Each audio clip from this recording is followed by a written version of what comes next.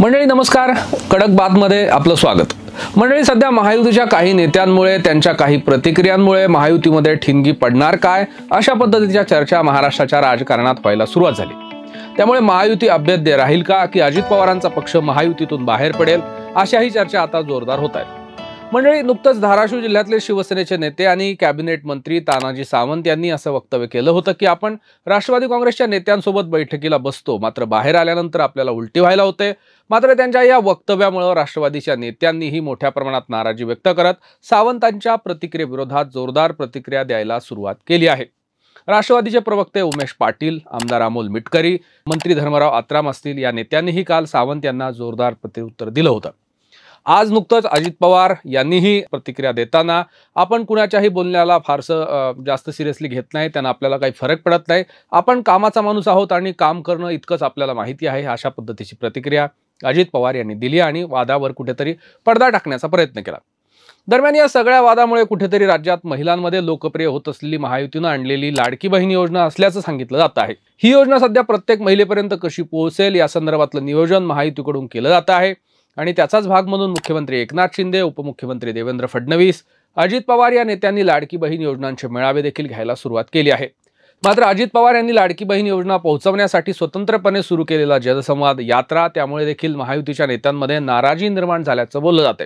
कारण अजित पवार यांनी सुरू केलेल्या जनसंवाद यात्रेमुळे केवळ अजित पवारांच्या राष्ट्रवादीनेच लाडकी बहीण योजनेला घेऊन आलेलं आहे आणि त्याचं क्रेडिट राष्ट्रवादी घेऊन जाणार का, तशा पद्धतीचं नेरेटिव्ह पवार यांच्याकडून पसरवलं जात असल्याचा संशय महायुतीच्या नेत्यांनी केला असावा। त्यातूनच तानाजी सावंत यांचं हे वक्तव्य झालेलं असावं असंही बोललं जाते। मात्र सध्या अजित पवार यांची जनसंवाद यात्रा ही मराठवाड्यातून जाते आहे। मराठवाड्यामध्ये मराठा आरक्षणाचा प्रश्न ऐरवरीनं आलेला आहे, त्यामुळे त्यांनाही कुठेतरी मराठा समाजाच्या आक्रोशाला तोंड देत आपली यात्रा पूर्ण करावी लागते। तर दुसरीकडे एकनाथ शिंदे यांच्या शिवसेनेचे नेते देखील मुख्यमंत्री एकनाथ शिंदे यांनी ही लाडकी बहीण योजना आणल्याचा प्रचार केला जातोय।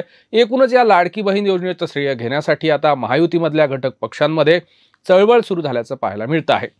दरम्यान लाडकी बहीण योजनेच्या अंमलबजावणीमुळे महायुतीचे घटक पक्ष हे चांगले फॉर्ममध्ये असताना सिंधुदुर्ग जिल्ह्यातल्या मालवण इथल्या छत्रपती शिवाजी महाराजांचा पुतळा कोसळल्यामुळे विरोधकांनीही महायुतीवर टीका करायला सुरुवात केली।